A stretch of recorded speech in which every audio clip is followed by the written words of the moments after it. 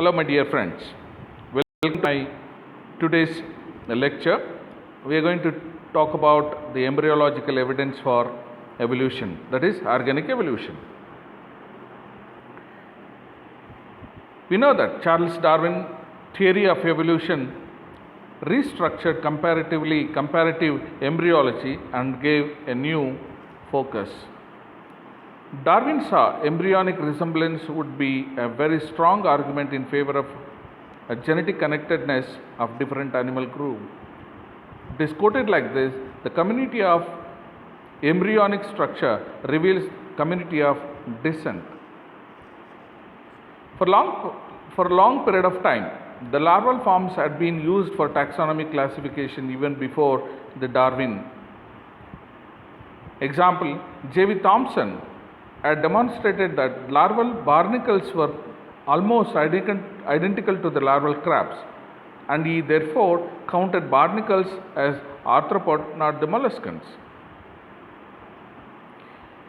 Coming to embryology, it's a branch of comparative anatomy which studies the development of vertebrate animal before birth or hatching.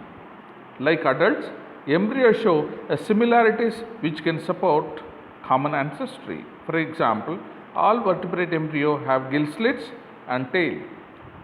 Remember that all gill slits are not gills actually. They connect the throat to the outside early in development, but eventually close in many species. Only in fishes and larval amphibia do they contribute to the development of gills. In mammal, the tissue between the first gill slit form a part of lower jaw and the bones of inner ear, as I have shown in the picture. The embryonic tail does not develop into tail in all species.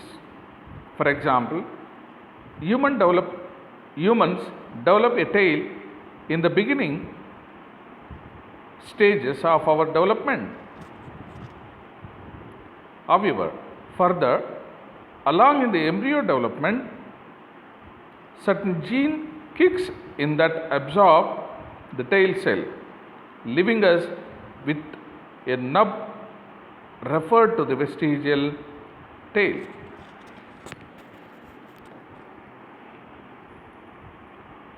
A comparative embryology reveals homology which forms during the development but may later disappear. All vertebrate embryo develop tail, though adult human retain only the coccyx. All vertebrate embryos show gill slits, though these development into gill opening only in the fish and larval amphibia, as I said earlier. You can see that the picture. The first one, fish. Second one is salamander, tortoise, chick, hog, calf, rabbit and human. In the first stage,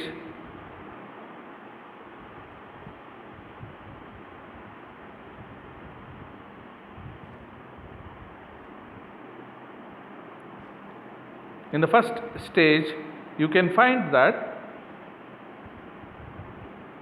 this area, you can see that almost all the embryos are very much similar. When it comes to the second,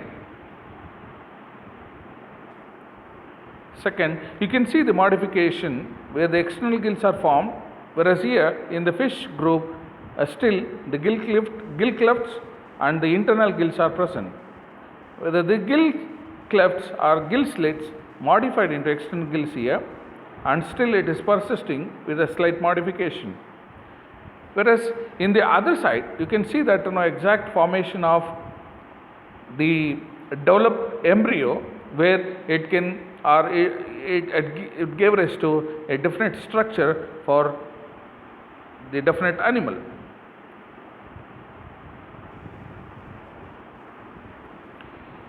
In the 19th century, that embryonic stage of development aid in the classification of organism.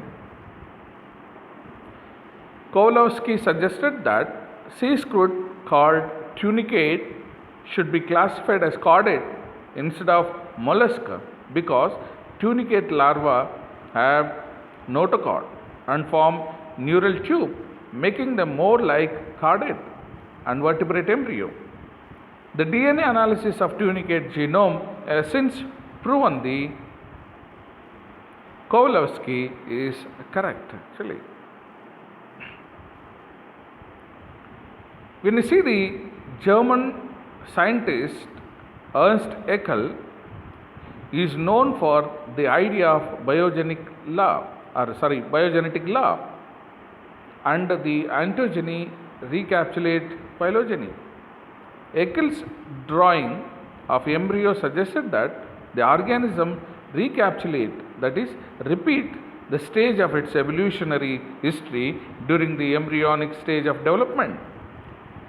Haeckel's controversial comparative embryology drawing released in 1874 showed the developing human embryo passing through stages that resemble different animals such as embryonic fish, chicken, rabbit, etc.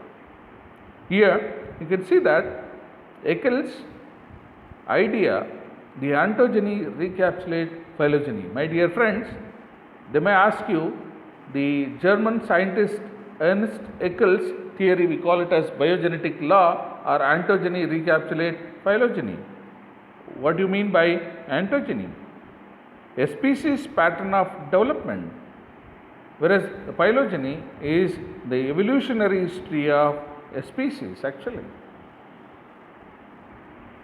Thank you very much. You follow the next video to continue this topic. Thank you.